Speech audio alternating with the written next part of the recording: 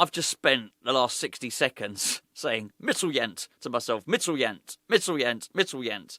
I think the dog thinks I've gone mad. The reason I've been saying Midtjylland, Midtjylland, Midtjylland, well, two reasons. Firstly, it's very, very hard to say, well, for me to say it anyway. Secondly, that is where Franculino Djú plays. Now, Franculino Djú is a striker that West Ham have been heavily linked with.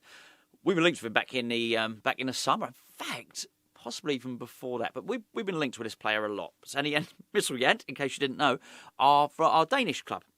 And we've been linked with him heavily again. I didn't know anything about him. So I've just gone and had a little look on Y-Scout, and I'll be doing my full amateur scout report over on Hammers Chat Patreon. But I went in, well, I guess with no preconceptions on this player at all. I know we need a striker, absolutely. You don't need me to explain the reasons why we need a striker. And I started watching clips of him, and I was unimpressed, right? I've got to say, I wasn't particularly impressed. Now, the one thing that I thought would happen under Espirito Santo was when he came in, I guess I thought we were going to eventually end up playing like Nottingham Forest. And, well, not the most outrageous thing to think, is it?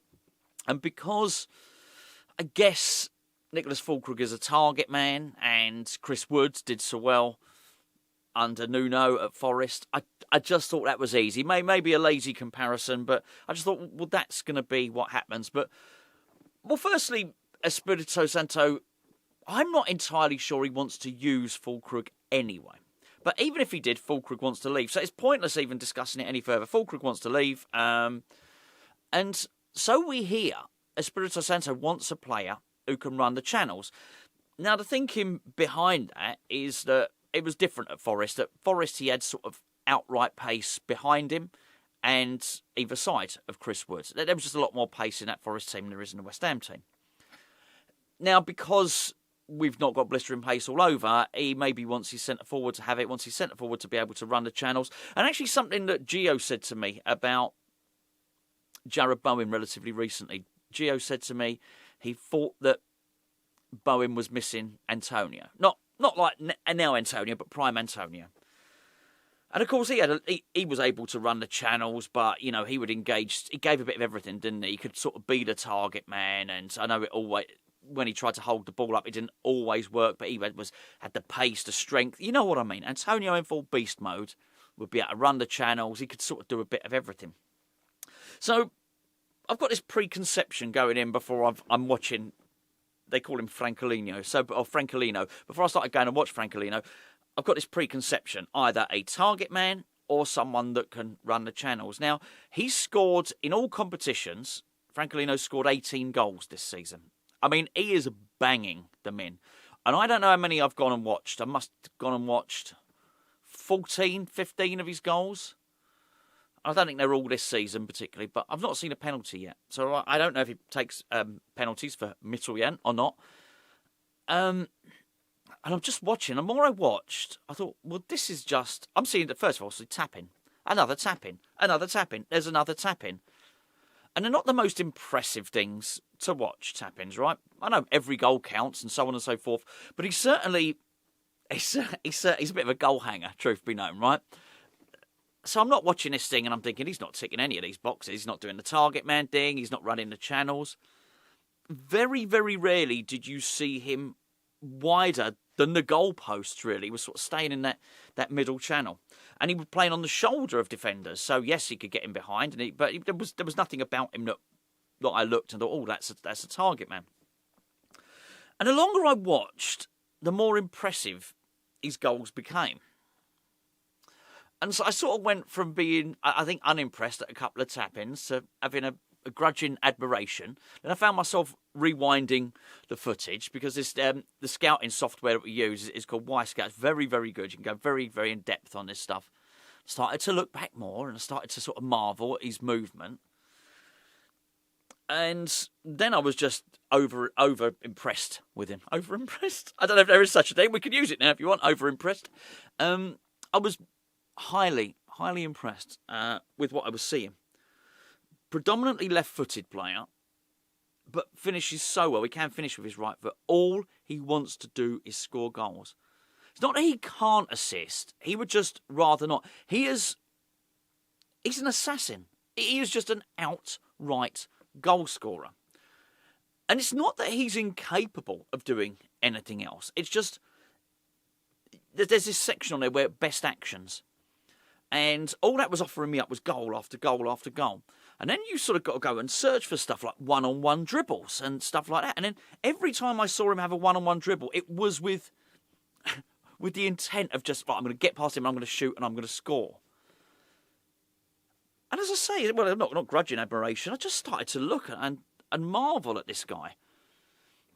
And it started to get me thinking quite how many strikers of that ilk, that the fox in the box, the goal hanger, there are. I'll let you decide.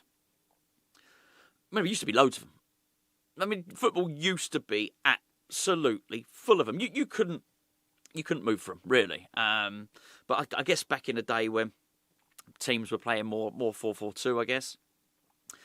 And the more I watched him, the more I liked it. The more I sort of was impressed at his ability to create space for himself. The way he was able to anticipate, the way he was just, his anticipation was so much better than that of the defender who was marking him. Now, I think it is important to look at the opposition he's playing against, but they were playing European football. There were some European fixtures in there as well. I watched a game against Celtic. It was very, very impressive there. There was a team escapes me. I'm going to go through all of this on Patreon a little bit later on after I've recorded this video, and we'll have a look at some clips and some footage on there. But everything I saw just impressed me more and more. And the more I thought about it, I thought, if we can get a supply line, this is the sort of guy that can score goals for anyone, really. Never mind just score goals for us. And I think if you look at, I guess, the sort of skill set that Callum Wilson has, for instance, forget about his age, forget about his injuries. I'm talking about that fox in the box, that bit of movement that creates the bit of space. Maybe when you've watched, certainly against Burnley, when Malik Djú, who I'm going to talk about in a second, by the way. I'm going to talk about Malik Djú in a second. When you saw the sort of balls going over and the crosses, and sometimes you're thinking, well, what? There's no one there. Where's the striker? Where's the striker with that instinct? And certainly in the second half, I think by that point, Wilson had been withdrawn. I don't have any problem with Souček, by the way. I think that was really working. But because Souček is the player he is, he's not leading the line. He arrives late into the box, doesn't he? I can tell you now, Franculino would be there. He would be there for those crosses. All he wants to do is score goals. And I found myself watching it thinking, this has largely disappeared from the game. These players that didn't really do much apart from pop the ball in the back of the net. Wilson was one himself, but I certainly don't look through the Premier League and think everybody's got one. But they used to. Everybody used to have one. So I liked him. So I think I've come round to that way of thinking. Now, apparently he would cost 22 million euros. That is significant. Because I think that's the transfer record in the Danish league. So I think Midtjylland said, we want that. We want, whatever, €1 million more than what the record might be. So that's what it's going to cost. But what price do you put on staying in the Premier League, right? We need a goal scorer. He's young. He's quick. I wouldn't say hugely rapid, but he's quick. He's certainly quicker than any other forward we've got. There's no doubt about that, by the way. But it's his instinct. He's just got that striker's brain, that brain that computes space quicker than anybody else. You know, he's got that. He's got that in abundance. Actually, I think he plays for Guinea, but he's Portuguese. He's a Portuguese national. He came through Benfica's academy.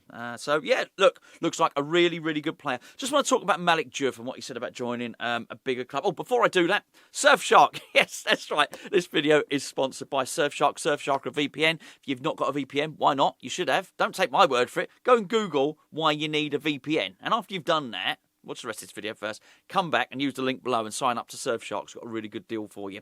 I've been using Surfshark for 3 years before they even started to sponsor us. Use it for absolutely everything. I've got it on my mobile phone. You only need, basically only need one contract with it, but I've got it because it does multiple devices, phone, laptop, TV, computer, just everything. I've got it on absolutely everything. Basically as a way of protecting my data, as a way of basically fooling and encrypting what I'm doing on the internet. That makes you sound really dodgy. But not just for dodgy stuff, or any dodgy stuff at all. Of course, don't know anything dodgy whatsoever.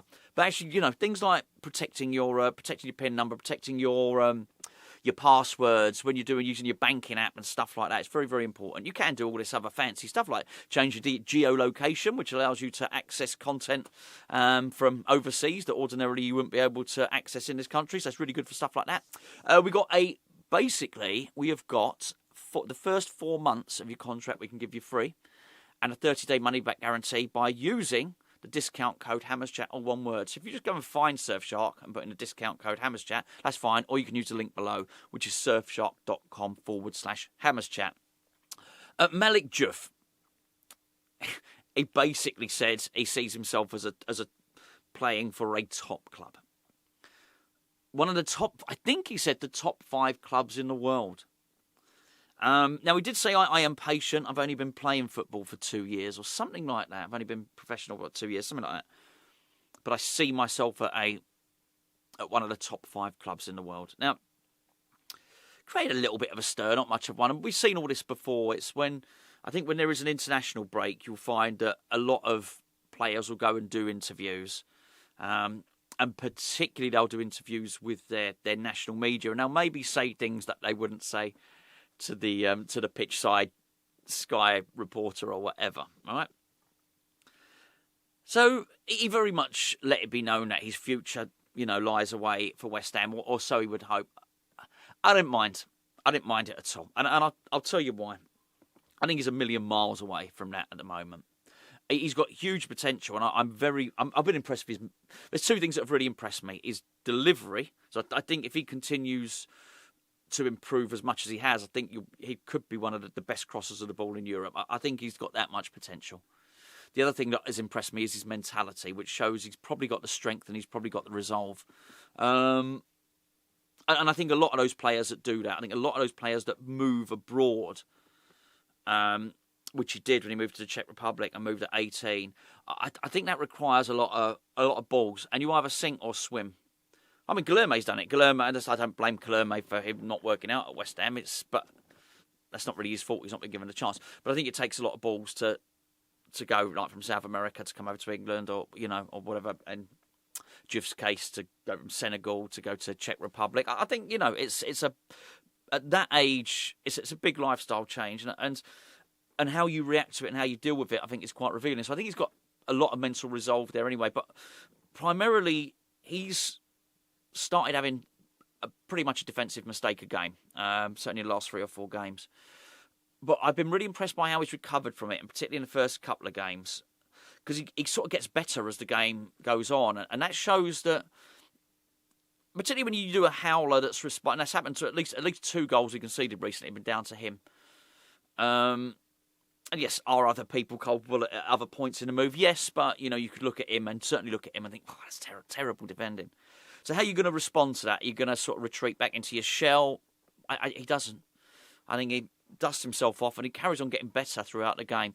So, you're going to have young players in your team. He's only 20 years of age. He's going to continue to get better. And I think he will.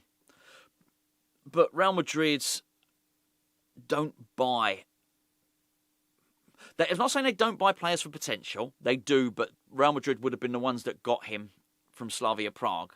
What they don't do, see, for us to sell him now, we'd probably ask for 30 million, something like that. They don't do that and then just go and park these players, not from the Premier League and stuff like that. Once another club, and a top flight club has got a player, Real Madrid, Barcelona, they wait. They'll wait. Real Madrid would want the 24, 25-year-old version of Malik Djú, who is brilliant at defending, who is actually, statistically the best crosser of the ball in Europe, and all of that type of stuff. And that's the sort of level he would have to get to before a club like Madrid would want to sign him. So I'm not bothered. If we end up losing Djú to one of those big super European giant clubs, he obviously doesn't know that West Ham are massive yet, so I might want to tell him that. But if he does go and do that, it will have mean he's done really, really well for West Ham, and I'm pretty sure, well, it's been really unlucky and he's run his contract down. But even if he did that, we'd have done all right. We'd have had some really, really good use out of him. So, yeah, not too bothered. I think he should have ambition to do that. I find it more suspicious when people pretend that they've loved West Ham for years and stuff like that. Oh, I know all about West Ham and cut me open and I bleed pie and mash, or I used to have the old Magnum Motors shirt or whatever the case is. I don't, all that stuff. Unless you are West Ham, I don't necessarily believe it. So why would a kid growing up in Senegal dreamt of playing for West Ham? Of course he bloody didn't. Dreamt of playing for Real Madrid, and I'm fine with that. I don't mind at all. So yeah, just thought I'd say that. Not particularly bothered with what he's had to say. He's have to knuckle down. He's have to really, really work at his game if he wants to achieve those goals. And yeah, I think if he does that, then West Ham will be the ones that benefit massively from it as well. So, yeah, there you go. International break. There we are. Weekend coming up and all the rest of it. Not a lot going on, is there? Lots of transfer talk. That's really starting to ramp up now as well. So, and for those of you that wanted to know about my channel, we're very close to my other channel, my ADHD sort of mental health channel. Very, very close to doing it. Yeah, we've even got the name of it now. I think I got the name of it anyway. And so, yeah, that'll be... I'll let you know. You'll literally be the first to know. And I've just had so many brilliant messages about it. So I'm actually really looking forward to doing it. Looking forward to getting my teeth stuck into that as well. And, yeah, hopefully I've got it all sorted out. I just need to sort out a little bit of the artwork. Just... It's not the most amount of work, and sort out my first 2 or 3 videos. And then I'll certainly let you know once I've got all the banner designed and all the rest of it. I'll let you know. You'll be the first to know. You really, really will, and I'll point you in the direction when it's done. Anyway, Friday. Have a lovely Friday. There's not much left of it. Sorry for the late upload. I had to drive back from Kent. I'll tell you what it is. I don't live near Kent, by the way. I drive back from Kent. It's round the corner. To drive back from Kent, Horseman Den. Very nice in Horseman Den, actually. But it's raining. Wow, I mean, it's really raining. It's flooded roads and everything everywhere. So, yeah, stay dry. Enjoy the rest of your Friday, and I will catch up with you tomorrow.